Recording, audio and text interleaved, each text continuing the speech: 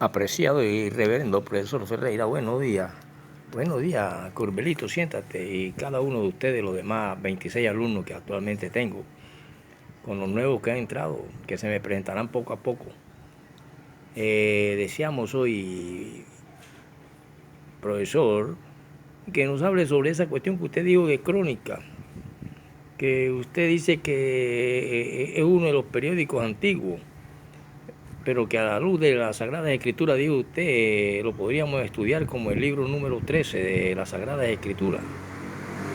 Y que nos explique esto, profesor, y también quiero una inquietud, profesor, ya que se habló de psicología en la vez pasada, y que usted nos habla bien de que una palabra en las diferentes profesiones significa distinto. Y que usted dijo, profesor, que por ejemplo el número bíblicamente pertenece no única y exclusivamente a las matemáticas en otras culturas, sino que es un libro donde se utilizan los números para determinar un censo de una población, por ejemplo. Que hay números cuando, por ejemplo, en el Mar Rojo habían un poco de vagos y mujeres preñadas y todo, y se había necesidad de luchar, y entonces se formó el primer ejército y se contó uno por uno y salieron 600 hombres y formaron el primer ejército de Israel, por ejemplo. Y que todas estas cosas lo señala el libro bíblico, pero en especial el libro de Crónica nos habla de cosas, y que usted dice que es un periódico. Explíquenos eso, ¿por qué, profesor? Y también, profesor, que yo tengo un problema psicológico que usted me puede ayudar, porque a usted le gusta mucho la psicología y usted lee mucho de todo, profesor, y por eso lo queremos y lo amamos. Aunque le quieran tumbar la escuelita, profesor. Porque usted dice al pan, pan y al vino, vino, y es lo que nos recuerda a nuestro Señor Jesucristo. Al pan, pan y al vino, vino. Usted dice, profesor, que también en psicología nos puede ayudar, y yo tengo un problema psicológico, pero considero, como ya he aprendido la literofilosofía y quiero estudiar derecho, profesor, yo quiero que usted me ayude con unas clasecitas de derecho. Muy bien, bien, Curbelito, tranquilo, no te preocupes, Curbelito. Y te me estás presentando como uno de los mejores estudiantes que estoy teniendo, porque intervienes mucho en clase y preguntas y haces preguntas concienzudas. Por lo tanto, Curbelito, te puedo decir que sí, que hay que tener en cuenta y que hay algo que se llama el tesoro de la lengua española, y por eso es necesario estudiarla para poder nosotros interpretar una palabra bien, ya sea en la Biblia o en cualquier otra profesión, matemática o no. Porque es que también en nuestra lengua española aparece algo que se llama número, y tiene que ver con las cuestiones femeninas y masculinas, y tiene que ver con los artículos, y tiene que ver con los números lingüísticos. Y yo te lo voy a explicar con calmita para poder entrar a esta clase que se llama Crónica, y que yo termino, que fue un periódico, si analizamos la palabra crónica en el diccionario de la Real Academia de la Lengua, donde quiere decir periodísticamente que se pueden interpretar y sentar, bien sea con números, argumentos, toda una genealogía o unos sucesos o hechos que pasan. Y que debido a eso, querido Curbelo, yo te voy a hablar del libro de Crónica, y te voy a hablar de las primeras clases de lecciones de Derecho Civil, para que tú puedas ir entendiendo, para cuando vayas a estudiar abogacía, sepa con qué te vas a encontrar en el Derecho Civil, que tiene muchas partes, e incluso hay una parte que se conoce como la historia de la cuestión legislativa, e historia sobre todo en los órganos políticos de Aristóteles, de las monarquías y sus órganos en las democracias, sus órganos legislativo, ejecutivo y judicial. Y aquí ya tú, para entrar en derecho social, estarías en uno de esos, que es la historia legislativa y la aplicación del órgano judicial en las cuestiones de derechos. Por ejemplo, en este caso que tú tienes en tu familia, que se llama que cada padre quiere irse con unos niños y el otro no, y son problemas judiciales y hay que proceder a determinados divorcios y cosas, o separación de cuerpos, etcétera, etcétera. Y eso le pertenece a lo que tú quieres estudiar, derecho, pero yo te voy a explicar desde el punto de vista del profesor Robinson Ferreira, el libro de crónica y estas cuestiones. Pero antes quiero decirle, ¿y quién me dice qué pasó en la clase anterior? Ya que estamos hablando del tesoro de nuestra lengua española.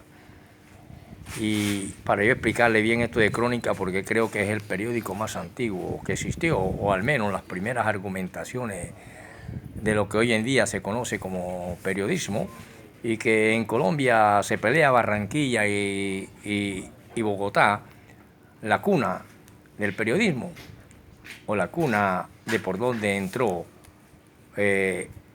un medio de comunicación llamado la radio, que también ahí se ve periodismo.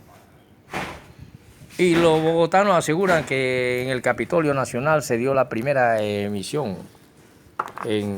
Habían ondas cortas y ondas largas, y que allá se dio el primer manifiesto público leído desde el Capitolio Nacional, donde está sentado hoy Gustavo Petro, y que habló precisamente también ahí un presidente llamado Eduardo Santos, y que por lo tanto nacieron incluso unas pequeñas novelas de algunos escritores que hubieron. Yo eso se lo di a los principios de cuando yo empecé a hacer videos y cosas, que les hablé un poco de estas cosas, pero que ahora me interesa es el tema, la temática, y por qué crónica significa en periodismo una cosa, en las Sagradas Escrituras y en la lengua. Ya vimos la cuestión número. El número en matemática sabemos que es lo que utilizamos para sumar, multiplicar, dividir, pero en español determina un masculino o un femenino, un definido o un indefinido, un singular o un plural. Y esto lo veremos prontamente, pero vamos ahora para la clase que tengo pendiente con ustedes para que no se me confunda. Bueno, querido Curbelo y cada uno de ustedes, la pulguita santa, la pulguita recha, la mamá santona, los 5 perritos pingones, todos los nuevos que se me presentarán pronto, para decirles que sí es cierto que en la antigüedad, antes de que naciera el periodismo o la radio, existían hombres que llevaban las noticias de pueblo en pueblo, se iban corriendo, así como la antorcha de las Olimpiadas Olímpicas. Iban de pueblo en pueblo avisando, pronto va a pasar por aquí el rey, pronto va a pasar por aquí el emperador tal, pronto, y se mandaban mensajes así. Podemos decir que esas fueron las primeras emisoras. Y cuando ya aparece la escritura, 4000 años antes de Cristo, se empieza a escribir. Y una de las cuestiones antiguas, donde ya se registran algunos hechos y algunos argumentos de determinados individuos, aparece este libro llamado Crónica, que son 2, primera y segunda de Crónica. Y es precisamente un escritor llamado Esdras, quien tiene que ver con, después de la venida de Babilonia, con la erección o con el levantamiento o con la edificación de reconstruir nuevamente el templo, cuando otros prefieren irse para Egipto a buscar carne, a buscar comida. Ellos empezaron desde la ruina y levantaron el templo de Zorobabel. Y entre estos vino Esdras, Nehemías, y este libro se escribió precisamente en una parte muy querida por el pueblo de Dios llamado Jerusalén. Aunque siempre aparecerán aquí determinadas incógnitas, se completó allá 460 años antes de la era cristiana y abarcan un tiempo de 1077 a 1037 antes de la era cristiana. Por lo tanto, podemos decir que es el libro número 13, y que al ser el libro número 13, y para mí una de las primeras cuestiones periodísticas que existen, es primero de las crónicas simplemente una aburrida lista de genealogía. Ojo, hay una lista, se registra una genealogía. Esa es una pregunta que nace en este libro. Otra pregunta ¿es solo una repetición de los libros de Samuel y de Reyes? ¿Qué podemos decir nosotros? ¿Qué me contestan ustedes, queridos estudiantes? Bueno, profesor, hágame el favor y se presenta. Profesor, yo soy el Chelito. El Chelito. Chelito, ¿y tú por qué estás aquí en mi clase? Profesor, porque yo me vine con la pulgarrecha, porque estamos de novio. Están de novio, sí, los felicito, el amor es un sentimiento muy bonito. Sí, profesor, ya me trajo porque dice que yo qué hago por ahí sin estudiar y sin nada, que venga donde usted, que usted me enseña algo. E incluso me pone a hablar rápido como un abogado o como un buen orador. E incluso imitándolo usted cuando habla como un buen maestro. Aunque sepa poco leer y escribir, profesor, sí, pero te lo graba en el cerebro y puede decir muchas cosas. Bueno, por lo tanto, profesor, ella me trajo, pero yo quiero hacer una pregunta ante esto, profesor, porque yo le he escuchado a usted la vez pasada, usted dijo que el profesor Orozco, que usted admiraba tanto, le gustaba cómo se paraba sobre el tablero. Y usted mismo nos explicó un día, profesor, que hay preposiciones antes, con, contra, desde, para, por, según, sin, sobre. Y si hay estas preposiciones, el profesor no pudo pararse sobre el tablero, profesor. Sería delante del tablero, profesor, y se ladeaba a un ladito para que los estudiantes vieran lo que estaba escribiendo o había escrito para que ellos copiaran. Es así, profesor. Sí, un aplauso para este muchacho nuevo que pronto se ganará una beca, ya se la ganó con esas palabras. Es cierto, caballero. Y por eso la literofilosofía, de cada cuestión que no entendamos, puede nacer una cátedra. Y esa cátedra ha nacido hoy con esta cuestión de la preposición y que el profesor realmente no se puede parar sobre el tablero porque el tablero está pegado a la pared y él solamente puede colocar a un lado o escribir y luego ladearse para que los estudiantes vayan viendo. Correcto, y siéntate, muchacho. Por lo tanto, nacen estas dos preguntas en este primer periódico que se llama Crónica. La crónica la vemos, crónica deportiva, crónica judicial, crónica de criminalística, crónica de esto y de lo otro, de fábula, etcétera y etcétera, de arte, en la televisión cada ratico vemos haciendo crónicas, entrevistas, cosas. Todo eso forma parte del periodismo. Bueno, aquí no escapa eso. Por eso yo lo relaciono, pero que en el libro aquí se conoce como el 13º libro bíblico, como primera de Crónica, y luego viene el de segunda de Crónica. Y que su número es el 13. Por lo tanto, el segunda de Crónica sería el número 14. Fíjate, esta palabra número es distinta a lo que vemos como número en nuestro tesoro de la lengua española, para poder determinar un singular, un plural, una cosa. Bueno, por lo tanto, aquí vemos que hay un registro divino, esencial cuando se escribió como información útil para reorganizar. Había que reorganizar a una nación y su adoración como la tenemos hoy en día, que la gente se organizan, para viene la Semana Santa hay que organizarse, las costumbres que están registrados en libros judíos como libro de costumbre, como libro de tradiciones, y hay libros de simbolismo cabalístico.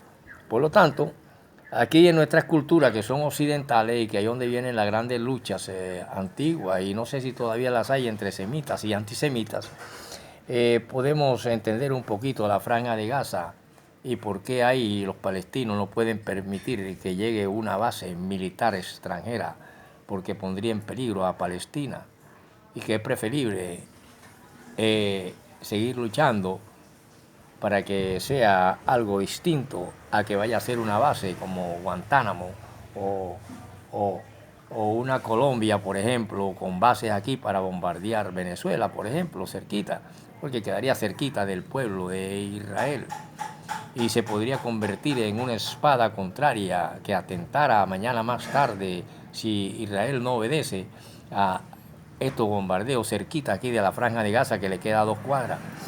Por lo tanto, lo podrían, y ahí es donde vienen las cuestiones políticas, las legalizaciones, la cuestión jurídica, los estados, sus organizaciones.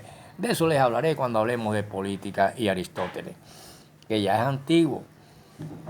Por lo tanto, puedo decirles, queridos estudiantes, que ustedes más que todo deben grabarse que se necesitaba una adoración en aquella nación que venía desde tiempos antiguos, y es aquí donde se registran esas cosas. Por eso es esencial y es provechosa estas crónicas, porque dejó un modelo o patrón de la adoración divina para tiempos posteriores. E incluso la actualidad, en este libro primero de la crónica, contiene algunas de las más hermosas expresiones de alabanza a Dios en las Escrituras. Suministra por adelantados vislumbres maravillosos del reino de justicia de Dios, y su estudio es provechoso para todos los que cifran su esperanza en ese reino o en ese gobierno de Dios. A través de los siglos, tanto judíos como cristianos han apreciado los dos libros de las crónicas. Hubo un hombre llamado Jerónimo, que fue un traductor de la Biblia, tenía una opinión tan elevada de primero y segundo de las crónicas que los consideraba un epítome del Antiguo Testamento, y sostenía que son de tan elevada trascendencia e importancia que al que se crea conocedor de los escritos sagrados, pero no conozca estos dos, se engaña a sí mismo, porque aquí quedaron registradas muchas cosas, igual que queda registrado en un periódico una crónica deportiva, una crónica judicial o una crónica de barrio, donde se recogen argumentos y cosas acerca del asesinato a piedra de un bandolero o de algo así cuando lo linchan, y empiezan los periodistas a preguntar y saca sus crónicas. Por eso lo relaciono bastante con el periodismo. Se pelean en Colombia si la cuna es Barranquilla o la cuna es Bogotá, pero realmente en Bogotá fue donde se emitió por primera vez desde el mismo palacio, en ondas, una noticia o alguien que hablara a través del micrófono y a través de la radio, y que ya había emisora, como fue la emisora Sutatensa en Bogotá, en el Palacio. De esto les hablaremos después, pero vamos a continuar con el libro de crónica para que puedan ustedes saber que ya había periódico y que fue más adelantado que esos que iban corriendo. Ya viene el rey, en otra cuadra, ya viene el rey, y todo el mundo empezaba a salir. Ya no, ya aquí ya hay un registro humano, un registro de muchas épocas. Por lo tanto, el rey de Persia había dado a Esdras una autoridad para nombrar jueces y maestros de la ley del Dios Todopoderoso y de la del rey, y para hermosear la casa de Dios.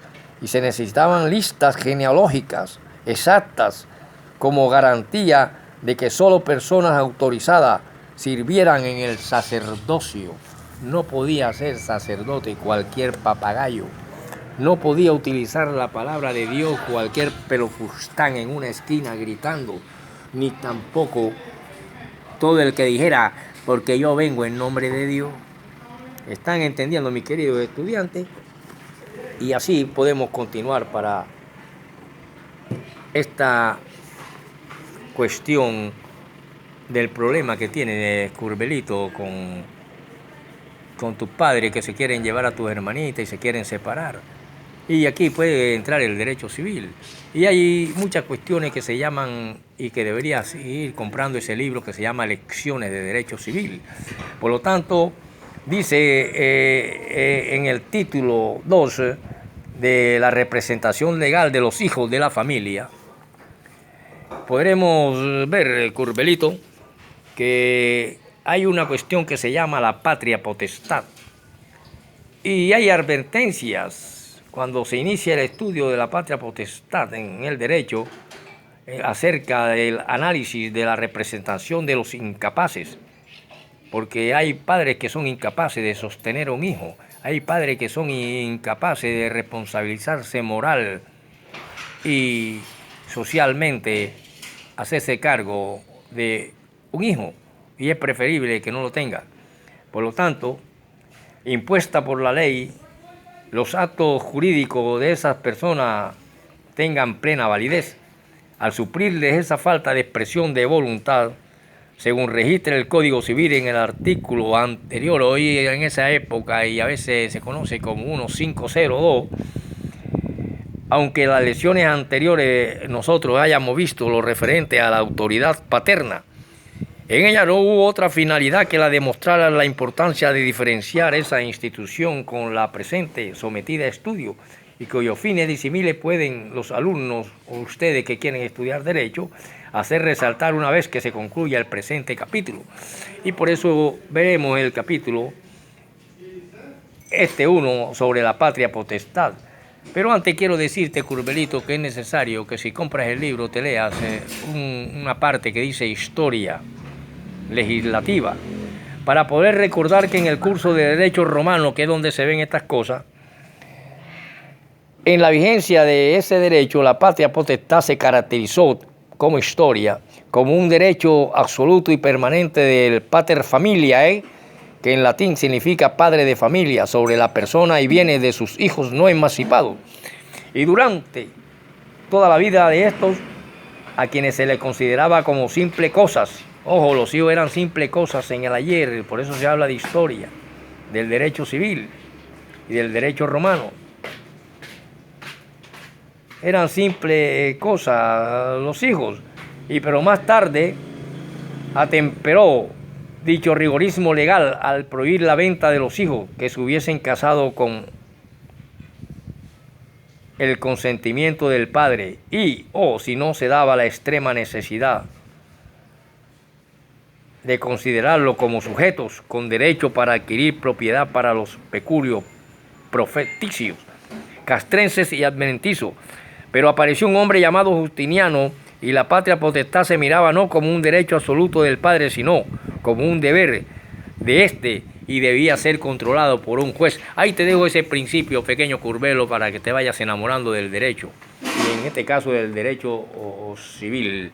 Y así de esta manera nos veremos en la próxima clase para mirar el tesoro de nuestra lengua española y cuando una palabra en las diferentes profesiones significa cosas distintas. Y por eso le dije que el número en matemática es una cosa y el número en español es otra cosa. Por lo tanto, vamos a terminar esta clase, queridos estudiantes, para decirle que nosotros podemos estudiar el número de diferentes formas, el número gramatical, el número en lengua, en español, y decirle, querido estudiante, que en ningún momento podemos decir ciertas cosas porque significan otras cosas. Por ejemplo, no podemos decir la yerna, sino la nuera. Usted no puede decir la padrina. La madrina, aunque lo trae el diccionario, debe rechazarse. La comadrona o partera es que se debe decir. Usted no puede decir 3 hijos varones y una varonesa. Y una hembra se debe decir, aunque traiga la academia varonesa como sinónimo de mujer y su nota